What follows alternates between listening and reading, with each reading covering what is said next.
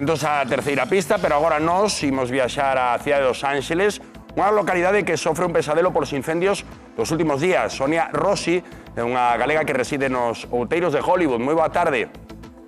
Boas tardes. Sonia, o lume chegou á beira da túa casa, non? Como vives todo? Como vives estes días? Sí, foi un susto grande. Foi o mércores, despois de traballar, así como chegaba a casa, empezaron as llamas a un paso da casa, en realidade, nas colinas. Pusen a televisión e aquelo ardía rapidísimamente, se esparcía. Comecei a recoller todo porque xa non esperei a que dixeran que evacuar. Foi boa sorte porque cando finalmente chegou o mensaxe ao teléfono xa había moito atasco para salir da zona e foi un momento de moito pánico que eu escapei porque salín un pouquiño antes.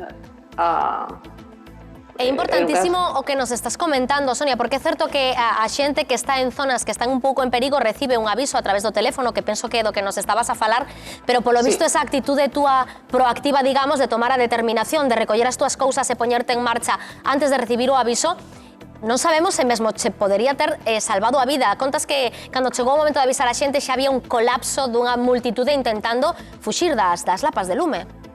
Sí, ese foi un gran momento de pánico porque a xente o coche non movía.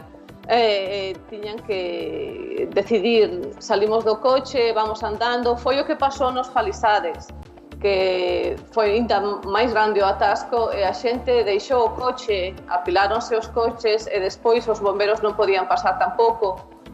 Foi un momento terrible de caos ali. Nuestro fogo aquí en Hollywood foi máis pequeno e a responsa foi máis rápida. Solo foron 2 días que levaronlles para controlarlo.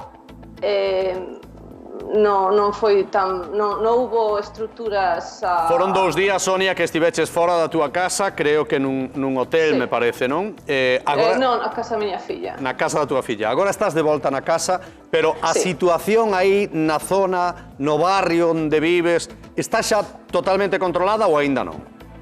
En Hollywood está controlada, sí. Hemos tenido moitísima sorte que controlaron o fogo enseguida. Solamente unhas estruturas no Sunset Boulevard ardieron, pero non vivendas. Foi moita sorte a que tivemos aquí. Pero sí, en Palisades, en Altadena, todavía están ardendo os fogos ao 23% Palisades. En Altadena ao 55%, vin esta mañá. Supoño que chegarías a pensar que se acababa, que perdías todo, non? Non me refiro a perder a vida, que non sei se chegaches a pensar iso, pero a túa casa, todos os bens, todas as túas propiedades, que quedabas en elas, chegaches a pensalo, non? Sí, por supuesto. É unha sensación terrible porque estás recollendo as cousas, estás facendo, en un segundo estás facendo decisións de decir, isto podo meter no coche, isto non podo meter no coche, o deixo, e despois cerras a porta e dices, bueno, cando volva é posible que isto non este aquí. É un estrés terrible.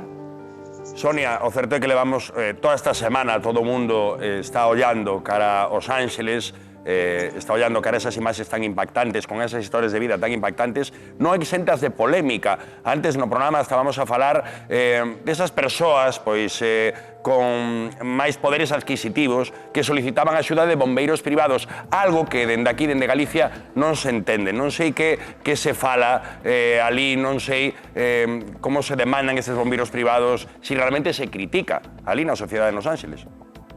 No, por el momento non é algo que a xente este falando porque é a maneira como funcionan as cousas aquí. O diñeiro move todo. Estas persoas que teñen esos medios,